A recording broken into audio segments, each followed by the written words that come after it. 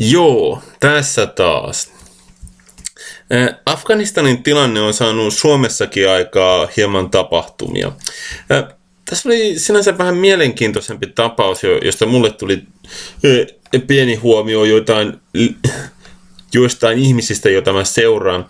Täällä oli Iltalehden pilapiirros. No, mä en juurikaan pilapiirroksia katsonut sen jälkeen, kun Jouko lopetti.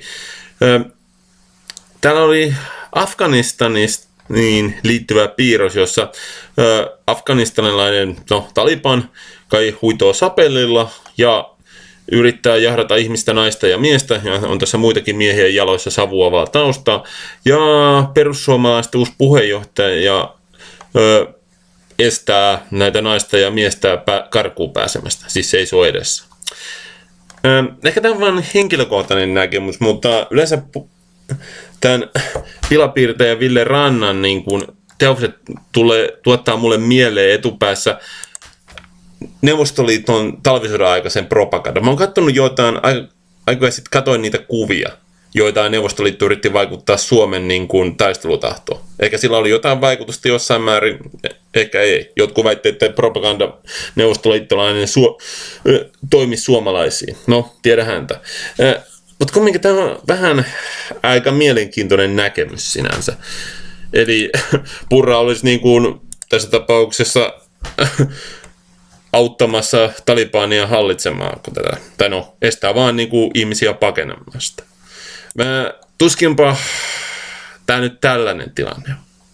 Eli tässä tulee vähän, tietynlainen propaganda oikeasti mieleen.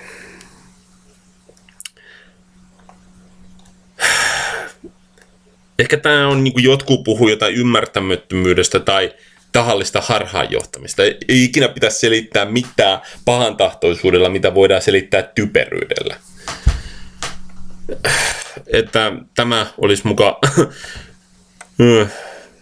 miten sanoa, että kaikki ne perussuomalaiset haluaisivat, että pidetään ihmiset siellä antaa Talibanin voittaa.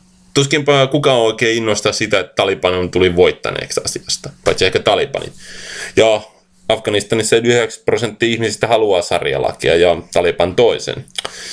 Tietenkin tässä on eri juttu, että miten Taliban pystyy hallitsemaan. Kansannousu ja muun vastaavan maa voi vallottaa, mutta se hallitseminen on eri juttu. Mutta tämä suomalainen pilapiirros tästä asiasta hieman oikeasti laittaa vähän miettimään, että mikä tässä on nyt oikeasti taustalla.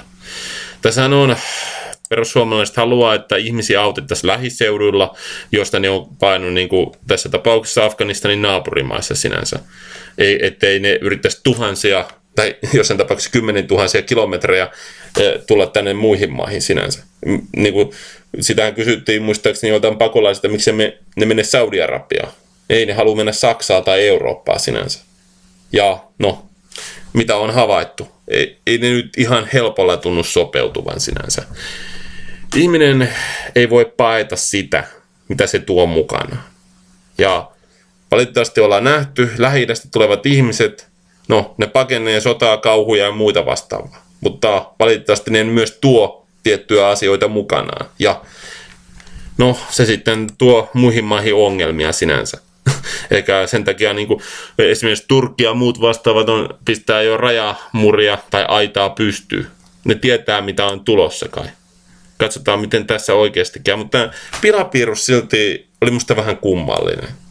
Niin kuin sanoin, mulle tulee vaan oikeasti tämän Iltalehden pilapiirteestä mieleen valitettavasti oikeasti se Neuvostoliiton aikaiset pilapiirustukset. Ehkä tämä on vaan tämä piirustus jälki vaikuttaa vähän samankaltaiselta, mitä muistan nähneeni. Mutta ehkä tämä on yhteiskunnan tilanteesta ja kertoo kai tiettyjen ihmisten näkemyksistä. Sinänsä kai on hyvä, että ihmiset esittää näkemyksistä piirrosten kertomiensa videoiden ja tekstien muodossa. Ne ainakin tiedän jollain tavalla heidän mielipidettään tai näkemystään. Ja minä voin sitten esittää omani siihen. Tässä kaikki. Jatkoja.